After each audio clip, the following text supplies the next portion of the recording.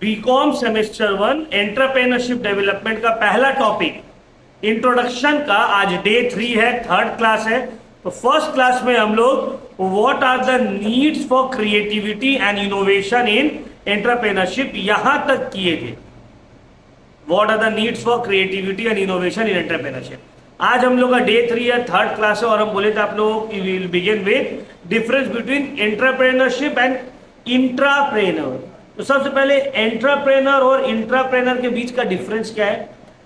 Entrepreneur का मतलब होता है वो जो मालिक है, पूरा काम कर रहा है, he is the boss, he is the owner. Intrapreneur का मतलब होता है he behaves like a boss, does all the functions of a boss, but he is not the owner। एक सीनियर लेवल का मैनेजर है, जैसे कि सुंदर पिचाई गूगल का वो फाउंडर नहीं है, गूगल का वो शेयर होल्डर नहीं है, लेकिन एज अ बॉस वो पूरा गूगल को मैनेज कर रहा है। He is an intrapreneur. But Elon Musk is an entrepreneur. वो टेस्ला का फाउंडर है, मैनेजर है, डिसीजन मेकर है। तो ये है basic difference between intrapreneur and entrepreneur, ठीक है ना। तो देखो, intrapreneur starts their own business, intrapreneur works with in an existing business, एक बिजनेस में काम करता है। इन एंटरप्रेनर पर्सनल रिस्क और रिवॉर्ड्स के ऊपर काम करता है, डूबा तो मेरा, फायदा हुआ तो भी मेरा। इंट्राप्रेनर एक सेफ्टी नेट के तहत काम करता है, मैनेज तो सब कुछ कर रहे हैं बट सब कुछ उसका नहीं है। अगर डूबा तो उसका सब कुछ नुकसान नहीं होगा, ऐसे नहीं कि वो एकदम लूट जाएगा, बर्बाद हो जाएगा, नहीं। एंटरप्रेनर नया प्रोडक्ट सर्विसेज क्रिएट करता है, बिजनेसेस क्रिएट करता है, और इंट्राप्रेनर इनोवेट करेगा, चेंजेस लाएगा बिजनेस में ही, एग्जिस्टिंग प्रोडक्ट में। एंटरप्रेनर इंडिपेंडेंट डिसीजन लेगा, इंट्राप्रेनर कंपनी का गाइडलाइन के हिसाब से डिसीजन लेगा, ठीक है। एंटरप्रेनर के पास पूरा कंट्रोल है। इंट्राप्रेनर अपने कलीग्स लोग के साथ कोऑपरेट करके बिजनेस का ऑब्जेक्टिव को फुलफिल करने का कोशिश करेगा। एंटरप्रेनर ओन ब्रांड और कंपनी का कल्चर बनाता है। इंट्राप्रेनर ब्रांड नहीं बनाता है, कंपनी का ब्रांड और कल्चर में कंट्रीब्यूट करता है, इंपॉर्टेंट रोल प्ले करता है। Entrepreneur difficulty, uncertainty, losses face कर सकता है। इंट्राप्रेनर के पास जनरली रिसोर्सेज रहता है, कंपनी सपोर्ट करता है उसको डिसीजन लेने में। तो ये है बेसिक डिफरेंस, ठीक है ना। चलो अब आते हैं हम लोग नेक्स्ट टॉपिक की तरफ, इसी चैप्टर का। What do you mean bye family business. नाम से समझ में आ रहा है फैमिली बिजनेस का क्या मतलब है, क्या इसका एडवांटेज है, क्या इसका डिसएडवांटेज है। फैमिली बिजनेस का मतलब फैमिली का बिजनेस, वो बिजनेस जिसको ओन, ऑपरेट और मैनेज कर रहा है एक फैमिली का मेंबर, मतलब एक फैमिली का सब मेंबर्स लोग मिलकर। जैसे इंडिया में ज्यादातर जो बड़ा बिजनेस है वो सब फैमिली बिजनेस है। टाटास, महिंद्रा, रिलायंस, बिरला, गोइनका, ये सब क्या फैमिली बिजनेस है ना भाई। टाटा का हेड हमेशा कोई टाटा एंड सन्स ही रहेगा, रिलायंस का हेड कोई ना कोई अंबानी ही रहेगा, है ना। महिंद्रा का हेड कोई ना कोई महिंद्रा ही रहेगा, बिरला कंपनी का हेड कोई ना कोई बिरला ही रहेगा। तो यही है तो फैमिली बिजनेस।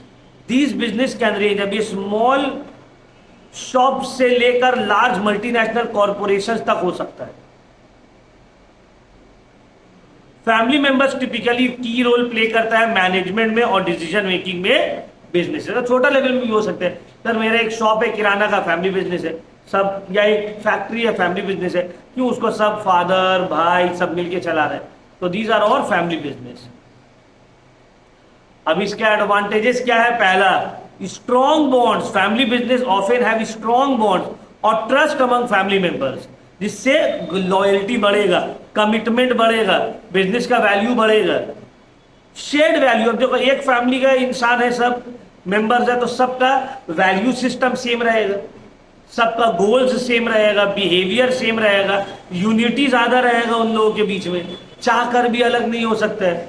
ये फैमिली, वो फैमिली जिसमें देखा गया है जहां पे फैमिली बिजनेसेस है, वहां पे बहू लोग भाई लोग को अलग करना बहुत मुश्किल होता है। बहू लोग चाह कर भी भाई लोग को अलग नहीं कर पाती है। क्यों भाई? ज्वाइंट फैमिली बिजनेस है ना। लेकिन जहां पे फैमिली बिजनेस नहीं रहते हैं, सब अपना अपना बिजनेस कर रहे हैं, अपना अपना जॉब कर रहे हैं, जैसे शादी होता है बहू आती है, लड़ाई लगवाती है, भाई लोग अलग। लेकिन फैमिली बिजनेस में ये चीज बहुत मुश्किल है। क्यों? क्योंकि पता है भाई एक ही फैमिली है, ठीक है ना, एक ही फैमिली है। सर आप लड़की लोग को ब्लेम कर रहे हैं। ब्लेम जो सच्चाई है वो बोल रहे नहीं मत, है ना। अब जहाँ पे फैमिली बिजनेसेस रहता है, 4-5 भाई है, एक ही बिजनेसेस चला रहा है, तो फैमिली बिजनेस में स्ट्रॉन्ग बॉन्ड्स बहुत स्ट्रॉन्ग रहता है भाइयों के बीच में। बहू लोग जितना भी आग लगा ले, लेकिन भाई लोग अलग नहीं होते हैं। क्यों? क्योंकि वो लोग को भी पता है कि भाई अलग हो जाएंगे तो कमाएंगे कैसे, सब इसी से जुड़ा हुआ है, एक ही बिजनेस से जुड़ा हुआ है।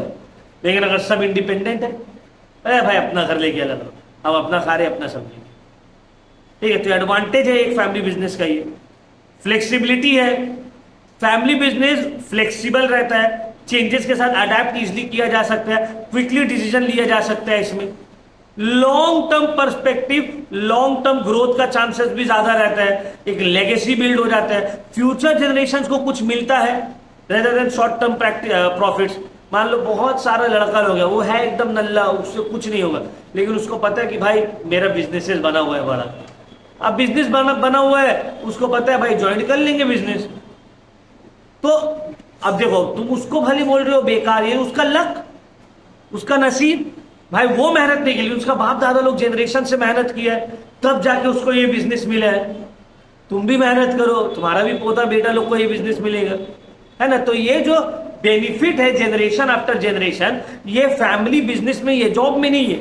हम बहुत बड़ा प्रोफेसर है, टीचर है, डॉक्टर है, इंजीनियर है, वो मेरे ही तक खत्म, इसका बेनिफिट मेरा बेटा को पास नहीं होगा। हम चाहे वर्ल्ड का सबसे बड़ा डॉक्टर क्यों ना रहे, वर्ल्ड का सबसे बड़ा टीचर क्यों ना रहे, लेकिन ये जो लेगेसी है it will and with me.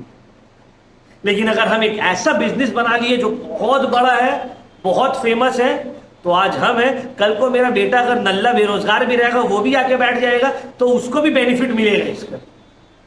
क्यों? क्योंकि भाई हम जो मेहनत की है, बिजनेस एक वैल्यू क्रिएट हो गया, अब वो जनरेशन आफ्टर जनरेशन चलते रहेगा, जब तक कोई ऐसा एकदम अभिषेक बच्चन टाइप में नहीं आ जाए या अर्जुन तेंदुलकर टाइप में नहीं आ जाए जो एकदम डुबा दे नाम को, तभी ऐसा हो सकता है, अदरवाइज इट विल कंटिन्यू। तो लॉन्ग टर्म में बेनिफिट है, डिसएडवांटेजेस भी है। अभी तो इसका फायदा है फैमिली बिजनेसेस का, डिसएडवांटेज क्या है? पहला है कॉन्फ्लिक्ट, जैसी शादी होगा बस सबका बीवी लड़ाई लगवाना चालू, देखो वो पैसा निकाल के उसका बीवी ये बना ली, वो बना ली, वो चोरी कर रहा है बिजनेस से, आपस में कॉन्फ्लिक्ट होना चालू, शक होना चालू, है ना। समझ में आ रहा है बात? तो कॉन्फ्लिक्ट का चांसेस है। भाई लोग शादी से पहले सब खूब मेहनत करता था, अभी भाई लोग का शादी हो गया, उसका बीवी बोली तुम सुबह उठ के क्यों जा रहे हो, वो तो नहीं जा रहा, तुम भी लेट से जाओ, तुम सिर्फ क्यों मेहनत कर रहे हो, सब मिलकर पैसा ले रहा। कॉन्फ्लिक्ट स्टार्ट हो गया, जब कॉन्फ्लिक्ट स्टार्ट हुआ बिजनेस को सफर करने पड़ेगा। समझ में आ रहा है बात? फिर बहुत सारा टाइम लैक ऑफ प्रोफेशनलिज्म हो जाते हैं, जैसे कि कोई इंप्लॉय है, इंप्लॉय गलत काम किया तुम झाड़ दोगे, उसको भगा दोगे, लेकिन भाई है, बेटा है, अब जैसा भी है खोटा ही सिक्का है, लेकिन अब मेरा बेटा है तो हमको तो उसको बर्दाश्त करना ही होगा। अब इससे क्या होगा, बहुत सारे बिजनेसेस डाउनफॉल होना स्टार्ट हो जाते हैं। अब इसका एक करंट एग्जाम्पल अगर हम लोग तोपसिया में देंगे तो देखोगे, एक मेडिसिन शॉप था जीन मस्जिद ऑटो स्टैंड से सटा हुआ है, तोपसिया फार्मेसी, बहुत अपना टाइम में वो पीक पे था जब उसके फादर बैठते थे। फादर का डेथ हो गया, बेटा को उतना इंटरेस्ट था नहीं बिजनेसेस में, वो बिजनेसेस को सबलेट कर दिया। अब उतना बड़ा ये नहीं है, वरना दवाई जो पूरा चितरंजन के बस नहीं मिलता था वहां जाके मिल जाता था, इतना भीड़ रहता था। तो लैक ऑफ प्रोफेशनलिज्म, बहुत सारा टाइम हम लोग इश्यूज हो जाते हैं नेपोटिज्म और फेवरेटिज्म से। भाई एक बहुत अच्छा एम्प्लॉय है, लेकिन वो एम्प्लॉय है, ये नल्ला बेरोजगार है, लेकिन ये मेरा भाई है या बेटा है, तो ये बिजनेस में रहेगा। समझ में आ रहा है बात? यहाँ पे लैक ऑफ प्रोफेशनलिज्म हो जाता है। सक्सेशन प्लानिंग में भी झमेला होता है। देखे हो ना बाहुबली, भल्लाल देव का बाप क्या बोलते हैं, पहले मेरा बड़ा भाई को सिंहासन मिल गया, अब उसका बेटा को मिल जाएगा, तो हाँ मेरा बेटा उसका बेटा का बेटा, हम लोग क्या हमेशा पीछे ही रहेंगे? तो इससे सक्सेशन प्लानिंग। अब अभी मान लो हेड ऑफ द बिजनेस कोई है, अब वो तो कोशिश करेगा मेरा ही बेटा को मिल जाए, मेरा भतीजा को नहीं देंगे। क्यों? क्योंकि वो मेरा भाई का बेटा है, ये मेरा अपना बेटा है। अब भले मेरा भतीजा टैलेंटेड है, मेरा जो अपना बेटा है वो नल्ला टाइप में है, लेकिन हम कोशिश करेंगे मेरे ही बेटा को मिले। तो यहाँ पे सक्सेशन प्लानिंग में भी डिफिकल्टी है, किसको देना है हाथ में। अच्छा, फैमिली बिजनेस में जनरली रिसोर्सेज लिमिटेड रहता है, क्योंकि एक ही फैमिली का मेंबर लोग इन्वॉल्व रहते हैं, ठीक है, बाहर से कोई आता नहीं है। तो ओवरऑल फैमिली बिजनेस का एडवांटेज भी है और डिसएडवांटेजेस भी है, बट जनरली आजकल फैमिली बिजनेसेस स्मॉलर लेवल में देखने को कम मिलता है कंपेरेटिवली जैसे पहले था, है ना। क्योंकि अभी क्या सबको पर्सनल स्पेस चाहिए, सब बोलते हैं नहीं भाई हम मेरा अपना जो डिसीजन है हम अपने से लेंगे, हम क्यों किसी से पूछेंगे, हम क्यों किसी को बोलेंगे, ठीक है। तो अब ये देखने को कम मिलता है कंपेरेटिवली जैसे पहले था। Next, what do you mean by women entrepreneur and what are the problems और चैलेंजेस फॉर वुमेन एंटरप्रेन्योर। अब वुमेन एंटरप्रेन्योर जैसे नाम से ही समझ में आ रहा है, आजकल ये बहुत पॉपुलर है। देखो इंस्टा तुम खोलो, तुमको वुमेन एंटरप्रेन्योर लोग भरी हुई मिलेगी, है ना। Mehndi by Saba, makeover by Muskan, cakes by Kainat, आजकल तो नेल्स का भी निकल गई है, नेल्स बाय नीलम, अलग अलग से पेज बना हुआ है और वो लोग अच्छा चल रहा है। इसी को क्या बोलते हैं? Women entrepreneur. अभी तो कोई गलत चीज नहीं है, ये अच्छा ही है कि भाई तुम बिजनेसेस को प्रमोट कर रहे हो, तुम सेल्फ एम्प्लॉयमेंट की तरफ बढ़ रहे हो, क्योंकि सबके लिए तो जॉब करना पॉसिबल नहीं है, तो सेल्फ एम्प्लॉयमेंट की तरफ जा रहे हैं लोग। तो वुमेन एंटरप्रेन्योर का मतलब होता है एक वुमेन जो बिजनेस को स्टार्ट कर रही है और रन कर रही है। जैसे हम लोग के पार्क सर्कल में ना आरिफ प्यारे कबाब है, उसको ऑपोजिट में देखना एक लेडी रहती है, वो केक बेचती है, उसका केक बहुत अच्छा रहता है, हम खाए बहुत टेस्टी रहता है। तो वो भी एक तरह का क्या है, वुमेन एंटरप्रेन्योर। हम लोग को सपोर्ट करना चाहिए कि हाँ भाई चलो अच्छा है, वुमेन एंटरप्रेन्योर वो क्या बिजनेसेस स्टार्ट कर रही है। पहले जब हम लोग स्कूल टाइम में थे, तो अभी तो नहीं, पहले स्कूल टाइम में जहाँ पे नारायण पुचका बेचता था 42 बस स्टैंड के पास, उसके बगल में एक मोमो बेचती थी, मतलब नॉर्थ ईस्ट की थी वो लोग, बहुत अच्छा मोमो बनाती थी वो लोग। एक मतलब उसका भाई था, बहन थी, फिर उसकी माँ थी, मतलब फैमिली सब मिलके बनाता था, बहुत अच्छा सेल होता था उन लोगों का। तो these are example of women entrepreneur. तो these business can be in any industry, technology से लेके फैशन, हेल्थ केयर, सब कुछ। तो वुमेन एंटरप्रेन्योर एक इंपॉर्टेंट रोल प्ले करती है इकोनॉमिक ग्रोथ और इनोवेशन में। हाउएवर वुमेन एंटरप्रेन्योर को चैलेंजेस भी फेस करने को पड़ता है बहुत सारा। क्या क्या challenges? Access to funding, funding easily नहीं मिलेगा। अभी तुम बोलोगे हम एक केक शॉप खोलने मांग रहे हैं, घर से पैसा दो, बोलेगा भाग केक शॉप बोले जाए बैठो घर से, है ना। लेकिन तुम बोलोगे नहीं हमको सीए बनना है, पैसा दीजिए, हमको एमबीए करना, बोले हाँ ठीक है दे दो। तो जनरली फैमिलीज जो है वो बिजनेसेस को सपोर्ट नहीं करता है, क्योंकि तुमको नॉन सीरियस ले लेता है। क्या करेगी, 12 बजे सो के उठ रही है, 2 बजे नाश्ता दे रहे तो कर रही है और बोली बिजनेस करेंगे। बात सही है बहुत हद तक, बिजनेसेस में बहुत ज़्यादा मेहनत रहता है कंपैरेटिवली जॉब से, जो बड़ा लेवल में कर रहे हैं। हम लोग लगता है ना भाई जॉब में बहुत मेहनत, बिजनेस तो अभी उसका मर्जी है, नहीं, बिजनेस में ज़्यादा मेहनत है अगर वो सही से कर रहे हैं तो। जेंडर बायस हो जाता है बहुत सारा टाइम है, लड़की है तुम कहाँ बाहर जाओगी, रात में बाहर रहोगी, इसमें इससे मिलोगी उससे मिलोगी, नहीं तुम घर में ही रहो। तो जेंडर बायसनेस फेस करने को मिलता है। वर्क लाइफ बैलेंस से डिफिकल्टी हो जाता है। अब जैसे कि लड़का वो तो बिंदास घूम रहा फिर रहा, शादी भी हो गया, बच्चा भी हो गया, उसको कोई फर्क नहीं पड़ेगा। अब वुमेन है और उसका शादी के साथ उसको इम्पैक्ट पड़ेगा, क्योंकि उसको घर का काम भी देखना पड़ता है, उसको जो है फिर पूरा फैमिली भी संभालना है। उसके अलावा उसके अंदर एनर्जी नहीं बचेगा कि बोलेगी हम कुछ करें, बोले यार बैठ के फ्री में खाओ आराम से। देखिए जैस्मिन हम कैसे शादी हुआ जॉब छोड़ दी, भाई सर बैठ के आराम से खाने मिल रहे, अपना हस्बैंड का पैसा में हम पल रहे, हमको बहुत मजा है। तो क्योंकि work life balance is tough.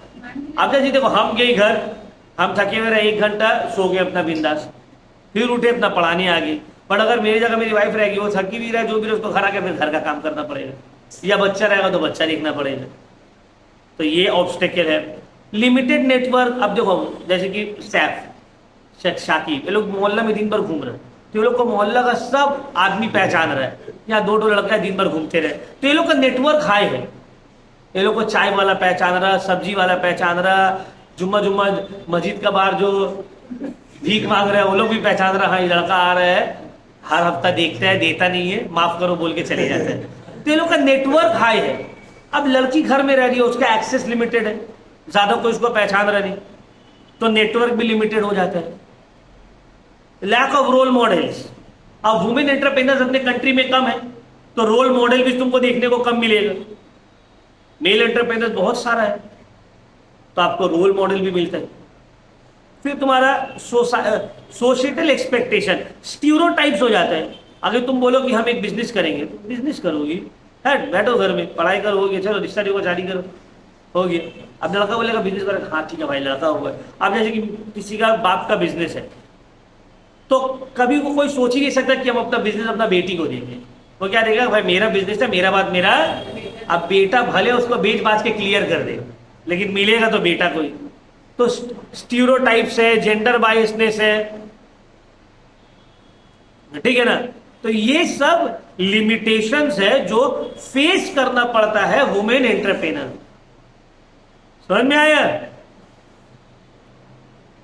अच्छा, what are the roles of family business in India? Family businesses का इंडिया में क्या रोल है? सबसे बड़ा रोल है भाई, वो एम्प्लॉयमेंट जनरेट कर रहे हैं अपने फैमिली मेंबर्स के लिए और बाहर के कुछ लोगों के लिए भी। अगर फैमिली बिजनेसेस नहीं रहेगा तो जो हिसाब को बहुत सा इंसान का बेटा लोग है, तो लोग को जॉब कहीं रहेगा नहीं, स्किल कुछ है नहीं। अब उनको पता है कि फैमिली बिजनेसेस है, तो भाई हमको तो भूखा तो नहीं मरेंगे, खा ही लेंगे। इकोनॉमिक ग्रोथ में कंट्रीब्यूट करता है सिग्निफिकेंटली, कंट्री का जीडीपी में, ओवरऑल इकोनॉमिक डेवलपमेंट में बहुत इंपॉर्टेंटली कंट्रीब्यूट करता है फैमिली बिजनेसेस। फैमिली का ट्रेडिशंस और कल्चर को प्रिजर्व करके रखता है। जैसे कि बहुत सारा क्राफ्ट्समैन है, क्राफ्ट्स है, पहले होता था जैसे कि हाँ सिर्फ मिट्टी का नहीं, बहुत, जैसे हम लोग अपने ही एग्जाम्पल लेते हैं। मेरे फादर जो थे, मेरे फादर वो चप्पल के कारीगर थे, फुटवेयर। तो मेरे पापा सीखे, वो अपना भाई लोग को सिखाए, मेरे पापा का 2 भाई था उन लोग को सिखाए। फिर जब शादी हो गया मेरे मामा लोग को सिखाए, फिर मेरा मामा जो थे वो अपना भाई लोग को सिखाए, फिर मेरा एक छोटा भाई जो है उसको चप्पल का पूरा, हम सिर्फ इससे बाहर है, अलग है। बाकी मेरा जो 3 कजिन है, मतलब हमको लेके टोटल हम लोग 2 भाई है, मेरा चाचा का 2 बेटा है, तो सिर्फ हमको छोड़ के बाकी तीनों को चप्पल का बिजनेस में है, हम लोग वो लोग को चप्पल का पूरा नॉलेज है। तो ये क्या हुआ, जनरेशन आफ्टर जनरेशन कल्चर या क्राफ्टमैनशिप वो प्रिजर्व होके रहेगा, है ना। हाँ ये है, अभी मेरा भाई लोग एकदम बेकार टाइप का, जैसे मेरे फादर क्या थे, अपने टाइम का वो सबसे बड़ा कारीगर थे चप्पल का। वो देख के बता देते थे कि चप्पल कितना में बना है, ये इसमें क्या क्या मटेरियल लगा, इसमें क्या प्रॉब्लम है। उनको एक बार बहुत बड़ा जॉब ऑफर हुआ था, जब शादी से बहुत पहले, मेरी दादी बोलती है उस वक्त ना नया नया खुला था श्री लेदर्स। तो श्री लेदर्स में उनको उस टाइम में 90s में उनको 18,000 रुपये बोला था तुमको सैलरी देती। सोच रहे हो 90s में 18,000 एक बड़ा अमाउंट था, अभी सोच के लग रहा है 18,000। 90s या 80s में शायद, क्योंकि पापा का तो शादी मेरा 95 में हुआ है या 94 में शायद, तो उससे पहले मतलब 80s में या 90s, अर्ली 90s में, मतलब आज से 30-35 साल पहले 18,000 रुपये बहुत बड़ा अमाउंट था। मेरा शादी मेरे फादर का जब शादी हुआ उसके बाद वो तोतसे में फ्लैट लिए थे, तो 80,000 में 3 BHK फ्लैट लिए 96 में। मेरा पैदा होने से 1 साल पहले 80,000 में, मतलब समझ रहे हो आज का डेट में अगर 3 BHK फ्लैट तोपसे में कोई लेने जाएगा तो आराम से उसका 20-25 लाख तो पकड़ लो मिनिमम, है ना। 20 लाख 25 लाख रुपए तो लगेगा। तो 1/4 मतलब 20,000 रुपये उनको उस वक्त 18-20 हज़ार सैलरी देता, वो किए नहीं, और थोड़ा मनमौजी टाइप करी थे, बोले हम कई बार काम करेंगे।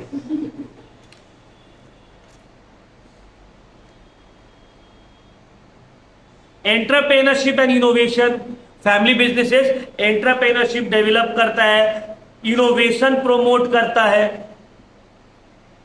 जैसे कि हम अपना भाई लोग को बोलते हैं, जैसे मेरे फादर लोग क्या था, वो लोग बनाते थे बेच देते, हम लोग को बोलते हैं भाई थोड़ा ऑनलाइन में जा, अमेजोन में बेच, फ्लिपकार्ट में बेच, कुछ इनोवेट कर, अपना वेबसाइट बना, कुछ ऑनलाइन में आप नहीं ऐसी ठीक चल रहा है। तो फैमिली बिजनेसेस प्रमोट करता है इनोवेशन, कम्युनिटी डेवलपमेंट में भी हेल्प करता है। ये बिजनेसेस लोकल कम्युनिटी को सपोर्ट करने में बहुत इंपॉर्टेंट रोल प्ले करते हैं। फिलेंथ्रोफी में, अब कोई गरीब है, कोई गरीब का बेटी का शादी है, उसमें हेल्प कर दिया। कोई गरीब का इलाज हो रहा है, बीमारी हो गया कुछ, उसमें सब चंदा उंदा दे दिया। तो बिजनेसमैन लोग ही तो देते हैं, समझ में आए? तो ये सब जो है इंपॉर्टेंस है role of businesses in India, family businesses. अच्छा, discuss the sources of conflict in family business and how to resolve this conflict in family business. अब फैमिली बिजनेस में जो कॉन्फ्लिक्ट होता है, लड़ाई झगड़ा होता है, उसका क्या क्या सोर्सेस है और उसको कैसे सुलझाया जा सकता है, ये अब हम लोग पढ़ेंगे। तो पहला जो सोर्स होता है वो होता है सक्सेशन प्लानिंग, कि मेरे बाद कौन,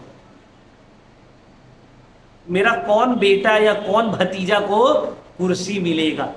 सबसे ज्यादा लड़ाई पावर बैटल का ही होता है कि कौन हेड होगा इसके बाद, है ना। तो one of the most common source of conflict in family business जो है वो डिसएग्रीमेंट की कौन लीडरशिप लेगा। जब करंट जनरेशन रिटायर होगा तो अब जो आने वाला जनरेशन है कौन लीडरशिप लेगा। सिबलिंग्स लोग में लड़ाई झगड़ा, फैमिली मेंबर्स लोग में मुंह भारा भारी हो जाएगा, प्लस औरत लोग पीछे से कान भर देगी तो और घी में आग डालने वाला आग में घी डालने वाला काम हो जाएगा, ठीक है ना। तो एक फॉर्मल सक्सेशन प्लान रहता नहीं है, अनसर्टेनिटी रहता है। फिर अगर किसी को मिल गया तो बाकी सब रिजेंटमेंट पोटेंशियल सक्सेसर्स को कि भाई हाँ पापा हमको नहीं दिए, बड़ा भाई को दे दिए, छोटा भाई को दे दिए, तो लड़ाई झगड़ा होने का चांसेस है। तो पहले तो ये। फिर डिसीजन मेकिंग में डिफरेंस हो सकता है भाई, सबका तो ब्रेन अलग अलग है ना, सबका स्टाइल अलग अलग है। कोई एक चीज चाह रहा है, कोई दूसरा चीज चाह रहा है, तो इसमें लड़ाई झगड़ा का बहुत ज्यादा चांसेस हो जाते हैं कि आप कुछ और चाह रहे हैं, कोई कुछ और चाह रहा है। तो कॉन्फ्लिक्ट अराइज होता है फैमिली मेंबर्स में जब ऑफर, सबका अलग अलग ओपिनियन रहता है बिजनेस डिसीजन को लेकर कि इन्वेस्टमेंट कहाँ करना है, कैसे एक्सपेंशन करना है, किसको काम में रखना है। कोई जो है कंजर्वेटिव ग्रोथ का माइंडसेट वाला रखेगा कि नहीं भाई हल्का हल्का ग्रो करना है, ज्यादा रिस्क नहीं लेना है। कोई बोलेगा अरे भाई रिस्क लो, बड़ा करो, जो होगा देखा जाएगा, ठीक है। फिर बहुत कोई का इमोशनल अटैचमेंट हो जाता है बिजनेसेस के साथ, जिसकी वजह से डिसीजन लेना डिफिकल्ट हो जाता है। लॉस में है लेकिन बंद नहीं करेंगे क्यों भाई, शुरू से चल रहा है, अभी कैसे बंद कर सकते हैं। अनक्लियर रोल एंड रिस्पॉन्सिबिलिटी रहता है। तो फैमिली बिजनेस में बहुत सारे time roles and responsibilities unclear होते हैं, क्लियरली डिफाइंड नहीं रहता है कौन मेंबर का क्या काम करना है, किसका क्या बाउंड्रीज है, ठीक है। नेपोटिज्म, अनक्वालिफाइड फैमिली मेंबर को की पोजीशन दे दिया, वो पूरा फैमिली का नाक कटा देगा।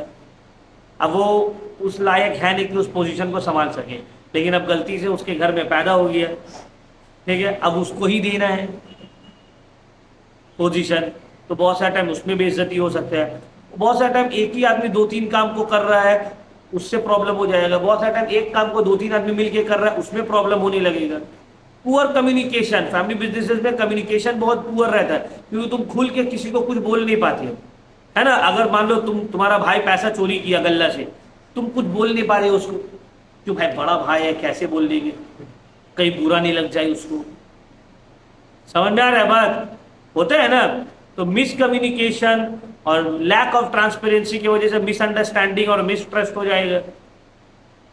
अब मान लो एक भाई कुछ कहीं घूमने चले गया, अब दूसरा भाई का बीवी बोलने लगी कहाँ से आ रहा है पैसा घूमने का, जरूर कुछ दुकान से धांधली कर रहा है, तुम चेक करो, ये करो, ऐसा कान भर भर के दोनों भाई लोग में लड़ाई लगवा सकती है। फिर फैमिली बिजनेसेस इससे इंपैक्ट होगा। फिर डिसीजन और इंटेंशंस को लेके कॉन्फ्लिक्ट हो सकता है, डिफिकल्ट हो जाता है कन्वर्स करना और अलाउ करना स्मॉल इश्यूज जो बड़ा डिस्प्यूट्स में ग्रो हो जाता है। तो जनरली क्या होता है, भाई भाई आपस में कम्युनिकेट खुल के नहीं कर पाता ये सब मैटर को लेके। अब तुमको तुम्हारा भाई के ऊपर डाउट है कि पैसा चोरी कर रहा है, तुम मुझसे पूछ पाओगे? नहीं पूछ पाओगे, नॉट पॉसिबल।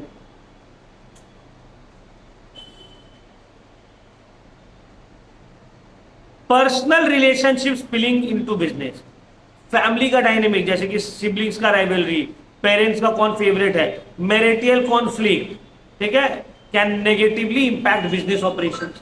मतलब तुम्हारा पर्सनल लड़ाई बिजनेस में देखने को मिल जाएगा। पर्सनल ग्रजेस से प्रोफेशनल डिसीजन लिया जाएगा, जिससे बायसनेस आ जाएगा, अनफेयर ट्रीटमेंट हो जाएगा। इमोशनल रिएक्शंस की वजह से बिजनेस डिसीजन बायस हो जाएगा, बिजनेस का परफॉर्मेंस हार्म होने लगेगा। अब इसको कैसे करके रिजॉल्व किया जाएगा? सबसे पहला पॉइंट नहीं है, हम बता दे रहे, बीवी लोग को दूर रखना है बिजनेस से, कि तुमको कोई मतलब नहीं है इससे, तुम अपना किचन समझो, ऐसे बोल दे रहे हैं। ठीक है, उसके बाद आते हैं क्या क्या और करना है। नंबर 1, या फिर सुन के हाँ हाँ कर देना है और फिर वही करना है जो अपना दिल में आए। नहीं नहीं, वो मारना उड़ना नहीं है, वो पेट्रियार्चल सोसाइटी हो जाएगा। मारो पीटो मत, ये नहीं कि ए बोली हमको धाम तुम मारना चालू, नहीं, सुन लेना है, हाँ हाँ बोल देना, फिर दूसरा तो encourage open and honest communication, openly communicate करे आदमी। ठीक है, रेगुलर फैमिली मीटिंग्स हो, ऑल मेंबर्स अपना वॉइस रखे, अपना ओपिनियंस दे, एक ट्रांसपेरेंसी का कल्चर रखो जहां सब एक दूसरे से फीडबैक दे, कॉन्फ्लिक्ट को अर्ली एड्रेस कर लो, कुछ डाउट है तो पूछ लो डायरेक्टली। ठीक है, यूज स्ट्रक, देखो अगर वो जो क्या नाम है,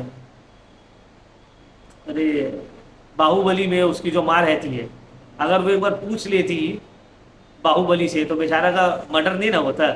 वो उसका बेटा लोग आके उसका कान भरा, वो जो है दे दी सुपारी, कटप्पा उसको उड़ा दिया, है ना। तो इसमें क्या होगा, और कुछ भी प्रॉब्लम है अर्ली एड्रेस कर लो उसको। स्ट्रक्चर्ड कम्युनिकेशन टेक्निक यूज किया जाए, एक्टिव लिसनिंग हो और सबका पर्सपेक्टिव को ध्यान से सुना जाए। Define clear roles and responsibilities, roles and responsibilities को क्लियरली डिफाइंड कर दो, रोल्स एंड रिस्पॉन्सिबिलिटीज को करेंट क्लियरली डिफाइन कर दो कि किसका क्या जॉब है ईच फैमिली मेंबर का बिजनेसेस में, ताकि कंफ्यूजन अवॉइड हो सके। प्रमोशन और लीडरशिप जो है वो मेरिट के बेसिस पे हो, ये नहीं कि ये मेरा बेटा है तो इसको दे देंगे, वो मेरा भतीजा है तो उसको नहीं देंगे, नहीं। अगर बेटा नल्ला है तो बेटा को साइड में रखे, भतीजा अगर थोड़ा चालाक है तो उसको दो।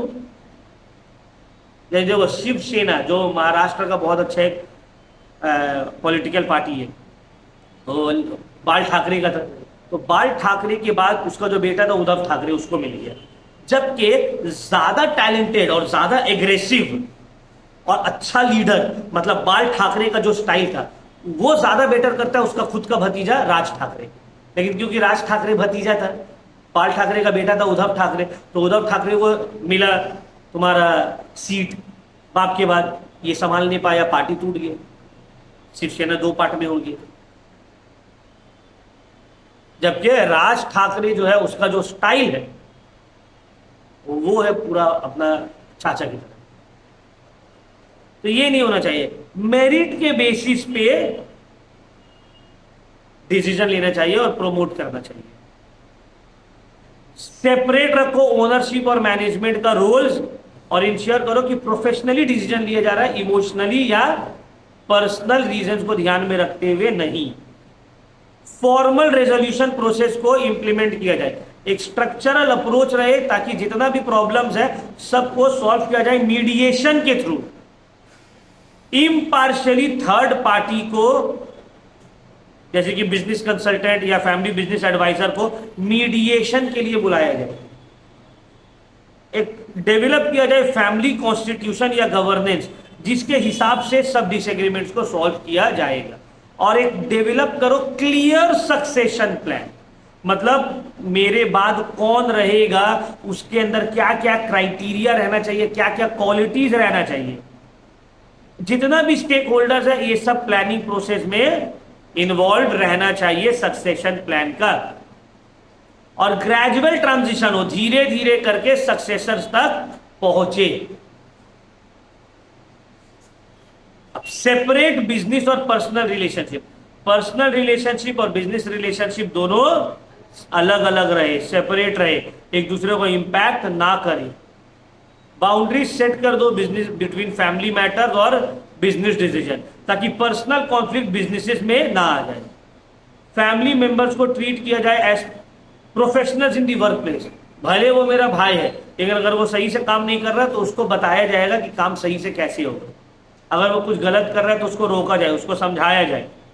ठीक है, होल्डिंग देम सेम स्टैंडर्ड, जैसे नॉन फैमिली एम्प्लॉय को ट्रीट किया जा रहा है। इनकरेज करो फैमिली मेंबर्स को कि वो पर्सनल डिस्प्यूट को बिजनेस के बाहर ही रखे। ठीक है, तो ये था हम लोगों का पहला चैप्टर, दैट वाज इंट्रोडक्शन का डे 3। और सेकेंड चैप्टर अब हम लोग नेक्स्ट क्लास स्टार्ट करेंगे। आज हम लोग का फर्स्ट क्लास था, और फर्स्ट चैप्टर का लास्ट क्लास था, तो फर्स्ट चैप्टर का लास्ट क्लास हम लोग ऑलरेडी कंप्लीट कर चुके हैं, इंट्रोडक्शन। नेक्स्ट क्लास, अब देखो टोटल इसमें 4 ही चैप्टर्स हैं, देख लो ना, ज्यादा नहीं, बस 4 ही यूनिट है।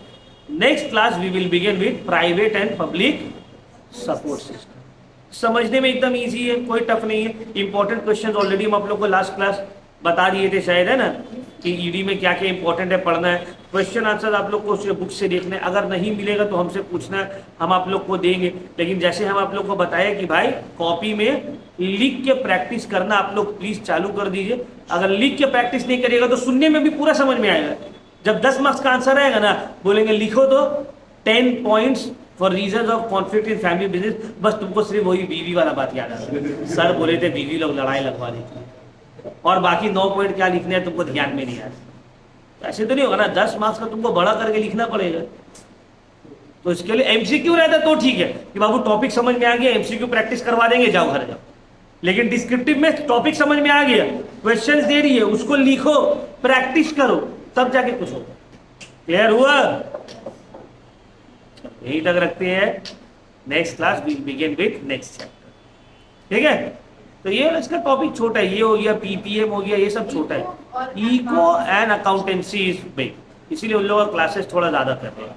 इको जो उतना भी ज्यादा बड़ा नहीं है, लेकिन खैर हम लोग तो कंप्लीट कर लेंगे, उसका टेंशन नहीं लेना। एग्जाम्स सीवैक हो जाएगा, उसका प्रॉब्लम नहीं है। मेन जो है कॉन्स्टिट्यूशनल वैल्यूज, इंग्लिश तो ऐसे ही ईजी है, इंग्लिश ईवीएस ये सब भी कंप्लीट करेंगे।